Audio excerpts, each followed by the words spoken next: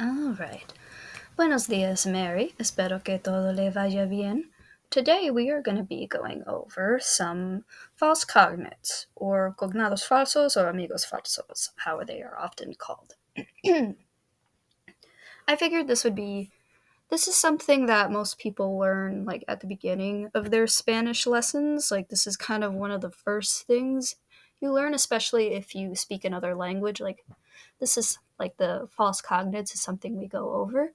But since you've always been pretty good at grasping like grammar and things, we kind of skipped over it. But I figured this would be a good thing to go over just to kind of refresh your memory on some of the strange things that happen in the Spanish language and how like not everything translates perfectly to English, but let's just take a look at it here. So, yeah.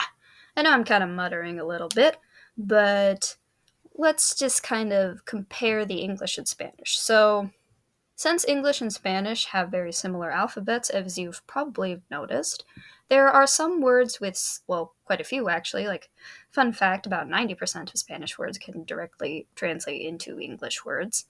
Um, but there are quite a few words with similar meanings and origins because obviously we have the Latin influence and similar sentence structures. Like, since they kind of fit together in a weird way, like not completely, they there are a lot of similar words and meanings. They're spelt a little differently and obviously are pronounced a little differently, but you can kind of recognize those in the two languages. For instance, the word decidir translates perfectly into decide in English, or maravilloso, which translates directly to marvelous in English, or importante, which translates perfectly into important in English. So they're spelt very similar and they have essentially the same meaning. And cognates like this are going to be very common in like romantic languages, right? Because a lot of the times when we're learning different languages, we use our language of origin as kind of the framework of how we kind of understand it. And this is something that's important to go over because, like with romantic languages like Portuguese, French, Italian, there are going to be words that sound super similar to each other but don't necessarily translate perfectly. And obviously, there are going to be the fun ones that actually do. So in English, like there's a few better translations. So when we are talking about cognates, Spanish and English cognates, like there will be more. Like if you know some words in English, you'll probably know it in Spanish. And the same can also be applied to French and Italian. But obviously, this is where we get into trouble because then we get a little too confident in thinking, well, they sound very similar, so I must know this word in both languages. So that's where we get into the amigos falsos. They're often called amigos falsos because they're like backstabbers. Their intentions are not good, or they're meant to be misleading. If that the misleading one makes more sense. But since there are so many English words that translate so well into Spanish, there is a bit of a tendency that, as I mentioned prior, even with most romantic languages and as your framework, there's a tendency to be a little bit biased, like, hey, this word sounds super similar to this word, it must be the same word. But that's not always the case. Obviously, as I said, about 90% of English words can technically be directly translated into a Spanish word, but since that's not always the case, sometimes that leads to a bit of communication errors. Just because it vaguely sounds like a word you might recognize doesn't mean it's the same word. So, for instance, the word embarrassed. This one often trips up a lot of people, and it's very funny when you hear it for the first time, like when somebody's trying to figure out how to say embarrassed in Spanish. Because the word embarazada sounds very similar to embarrassed, obviously spelled a little different. But the key thing is, embarazada actually translates to being pregnant. So, oftentimes you will get these beginner Spanish speakers who are trying to express that they are embarrassed, and they accidentally say, Ay, soy tan embarazada. And then the person they're talking to will have to awkwardly say, well, congratulations, because they're confused, right? So that one's a pretty common one. If you want to say embarrassed, you can say avergonzado. So look out. Don't tell anybody you're pregnant when you're not. Or then these two, sensible and sensible. They are spelt essentially the same. They are just differentiated by the way we pronounce them. But sensible does not translate to sensible, because sensible in Spanish is actually sensitive, not sensible and level-headed like the way we think about it in English. So those are a couple tricky ones too, because they're essentially spelt the same. You would assume, why wouldn't they mean the same thing? But they don't. So it's just a little thing you got to keep in mind. Or another word, destitute or destituido. Like destitute does not directly translate to destruido, because destitute as obviously means like poor, like, or desperate, like a street urchin, like in Les Miserables, everybody's miserable. That doesn't translate to that, because destruido in Spanish is actually dismissed, or to be dismissed, or to be dismissive. So, again, even just because a word sounds pretty similar to a English word doesn't always mean that they're going to be the same thing. Obviously, most of the times you'll be right, but it does take a little bit of practice to kind of remember that there are like that 10% of words that don't directly translate. And you don't want to say something wrong, because then there's a little bit of communication errors. And obviously, I will add a bit of a note here that although like the false cognates, like these are incorrect, like there will be some, like for instance in the word of sensible, a lot of Spanglish users will often use these interchangeably, like sensible or destruido.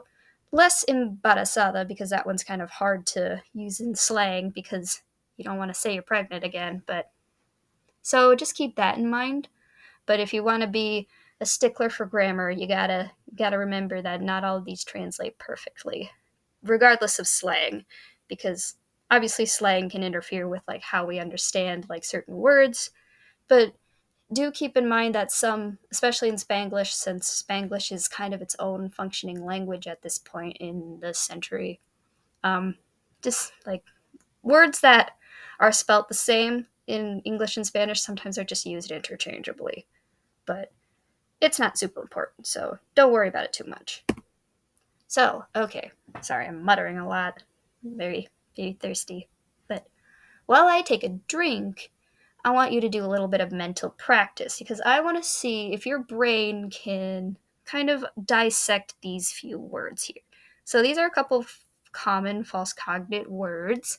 Like we have 9 of them here, and we'll go over them afterward. I want you to just pause me and like take a minute to kind of either write it down or dissect like what these actually mean, and try not to get it confused with what they sound like, right? So I'm going to take a sip of my little drink here, and I'll come back and we will do some corrections.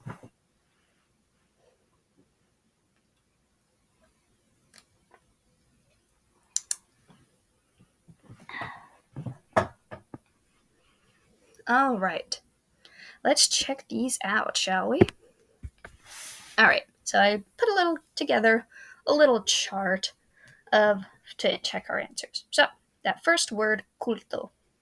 Now, you may be thinking, is that the Spanish word for cult? No, it is not. Culto actually means to be educated. So a lot of the times you'll hear people say it like, mi prima es muy culta, or yo soy muy culto. So don't confuse culto with cult, because not the same thing, as we've discussed. Or this one is pretty common for mistakes, suceso. Since it sounds so much like success, people will say, ay, tengo mucho suceso en mi vida, when that's not necessarily correct. Because suceso in Spanish actually means an event, like something that's happening right now. So you can say, ay, es un suceso muy, like it's a fun event, like you can say something like that. But if you were to say, if you want to say you are very successful, you could possibly, well, there's a couple different ways you can say it. But you can say, like, instead, you can say, soy muy accomplisha, like, I'm very accomplished instead. So try to avoid using suceso as success, because it's not right, but, you know. Or this one, educado, which you'd think, well, doesn't that translate perfectly to educated? Not necessarily. Obviously, in slang, a lot of people use this interchangeably, but the real definition of educado in Espanol is to be polite. So you can say, mis nietos son muy educados. Like, my grandkids are very polite, something like that. Or this one's pretty common to mix up, eventual. Like, you'd think that means like eventually just by the way it's spelled, but it's actually like a casual or accident event that will eventually occur. So, like, you could say, like, for instance, hang on, I gotta think for a second. All right, so you'd eventually say, like, el, este, noticia, no, but I'm spacing out a little bit, just, hmm, ah, well then, I don't know what's going on with my brain, but, so you could instead say, like, if you want to say like an eventually, you could say like cercanía, or you could say muy pronto. Like if you want to use eventually, like in its intended form, but if you want to use eventual, just remember that's like a casual event or an accidental event. Or here's another one, carpeta. So a lot of the times people confuse this for the word carpet. And if you want to say carpet, say alfombra. That's the right word because carpeta means folder. So that's like a little thing for your papers. Or it could obviously be like a digital folder with your digital files in it. So try not to get that one mixed up too much either. Or pretender, which you'd think is pretend, right? Well, nope. Pretender is actually a funny one because this one translates like to claim. So if I were to want to use this in a sentence, I could say, estoy pretendiendo mi dinero de lotería. Like I'm claiming my lottery money. And obviously, this is a common one like in Spanglish for people to just misuse, but the real usage is for claim. If you want to say to prender, you could say estoy imitando, like to imitate, which is very similar to pretend. Or realizar is a pretty common one too that get mixed up. Um, it sounds like realize, but in Spanish, like it's to do an action, to complete an action. For instance, I could say, estoy realizando mis tareas para el día, like I'm doing my daily chores. So, or I'm doing my chores for today, however you want to translate it. And then next one, soportar, sounds like to be support, to be a supportive person, but actually to support, soportar in Spanish actually translates to bear or to carry, like not necessarily bearing an emotional burden like we would think like with the English word support. It's more like the physical, like bearing or carrying. So you could say, estoy soportando mi amigo, or like, I mean, you could say, oh, let me restructure this a little bit. You could say, estoy ayudando mi amigo a soportar su sofá. Like, so I'm helping my friend carry his couch. So, soportar, to bear, to carry, support, to be a supportive person. I get this one mixed up a lot because they're very, obviously, soportar and support, they sound super similar, so they might be the same thing, but they are not. Another one I confuse pretty frequently is discutir, which is to argue in Spanish. I get this confused because like discutir is like more of an angry discussion, not a civil discussion as we'd think about it in English. So discutir is more negative than to discuss in English. So if you want to say you're having a discussion, I would just say estamos hablando because it's more neutral. Discutir is inherently a little more negative in Spanish, but yeah, that translates to arguing, not discussing. All right. Then we're going to go over a couple relative pronouns. You've probably seen these quite a bit, but this is another one of those things that we kind of just skipped over in theory wise. So even though these are pretty easy, it still helps to go over them just a little bit. So, what are those relative pronouns? So, those are pronouns that refer back to a noun or a pronoun or a phrase that are mentioned previously. And a lot of the times these are connecting words. So these are words that'll connect two ideas or two phrases. So, for instance, we have Maya te prestó una taza. La taza es mía. These are two different sentences. Maya lent you a mug. That mug is mine. But if you wanted to use a relative pronoun and make that one sentence, you could say, Maya te prestó una taza que es mía. So it's one sentence now. So those relative pronouns are like connecting words to make sentences fit together better. So what are some of those? So we have obviously que versus quien. You have probably seen this quite a bit. So que can refer to a person, a place, or a thing, or quien can only refer to a person, but it has to match its antecedent. If the antecedent, if the, I know how to use words, but if it's singular, you could use quien. If it's plural, you use quienes. So you've probably seen this, right? These are pretty common words. These are the most common pronouns in this section that you will ever use. So, for instance, you could say, Mi madre, quien es una maestra, nos va a visitar. So my mother, who is a teacher, is going to come visit us. Or el hombre que ves en la tienda es mi hermano. Like that guy in the store over there is my brother.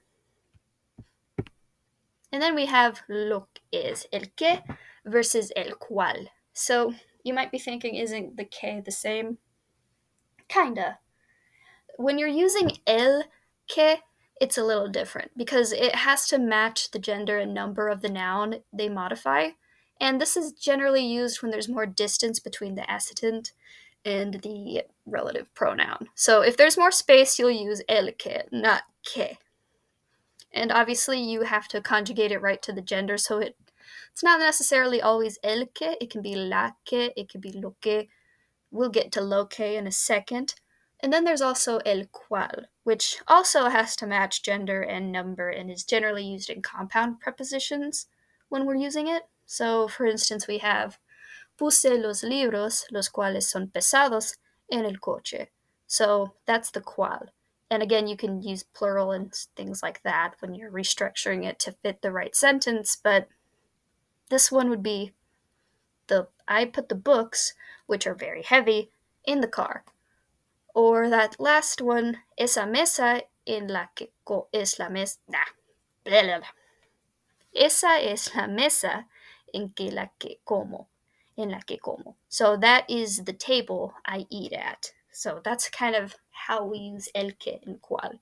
You probably use el que a lot more than you'll use cual, and a lot of the times you will recognize these more in writing than in speech, but it's still a good thing to keep in mind. Or then we have lo que versus lo cual, which are pretty similar to what we just talked about, but these are neuter relative pronouns, which lo que will translate to what, and again, it's that neuter relative pronoun.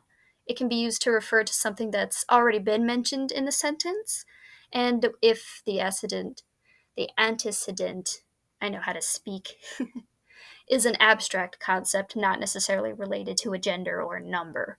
And the same rules apply to lo cual, and the same usage words still apply. The only difference is it translates to which. It's the same neuter relative pronoun. So, for instance, we have, no te voy a contar lo que dijo Jaime. I'm not going to tell you what Jaime said. So, like, that's how you'd use the lo que. Because it's kind of abstract. We're not necessarily referring to a specific, like, gendered or numbered noun. Or that second one, you could say, mis perros son bien educados, lo cual me alegro mucho. So my dogs are very well behaved or very polite, which makes me very happy. So that's kind of how you use lo que and lo cual. Their usage is basically the same. The main thing you gotta take away from this is that it's a neuter relative pronoun, and it's really not related to the gender or number of the noun. So you'll use lo que, lo cual, or la que, or la cual. So just keep that in mind. And then we have donde, which is where. And a lot of the times we use this kind of other than asking, ¿a dónde vamos? Like you can use it to add more information about a location. Again, you'll see this usage more in writing than anything. And a quick note, donde will turn into a dónde when you are using it alongside verbs of direction or motion. So let's take this one for instance. Fui a un restaurante en Guayacán El barrio donde creció Frida Kahlo. So, like, we're talking about the restaurant. Like, we went to a restaurant in Coyoacan, and it's the same neighborhood where Frida Kahlo was. So, it's adding more description to the place we're talking about. If you were to use like if you wanted to restructure the sentence to use adonde, like you could say fuimos a un restaurante en Coyoacán adonde nos visitamos. Like, it depends on how you really want to, like, if you really want to use it, like, if you want to use adonde, it'll also be accompanied by the word iwan, so, like, they went, like, if that makes any sense. Adonde won't be very much used in speaking, though. You will see, again, this is something you see more in writing, so, for instance, maybe, here's a better example. Los baños públicos fue a donde los romanos iban a bañar. So, like, that's an example I saw on Spanish dictionary. Like, so the bathhouses is where the Romans went to go bathe. Like, and since they are iban, they're going, you would turn it into adonde. All right. And then we also have cujo, which that translates to whose. And it always agrees with the gender and number of the noun. And technically, cujo is not a relative pronoun because it agrees on the number and the gender with the possessed noun, not the possessor. But we still we still contextualize it as a relative pronoun. So, and you can make this plural in feminine, like cuya, cuyos. So, for instance, we have mi amiga Marta, cuyos abuelos vive en Corozal, me han invitado a pasar el verano en Belize. So, my friend Marta, whose grandparents live in Corozal, they invited her to go stay there in the summer in Belize. So, again, technically not a relative pronoun because it agrees, like, it's the possessed noun, not the possessor, and usually those relative pronouns are the possessors, but this is kind of one of those exceptions that prove the rule for language wise. But that's really all I've got for this one.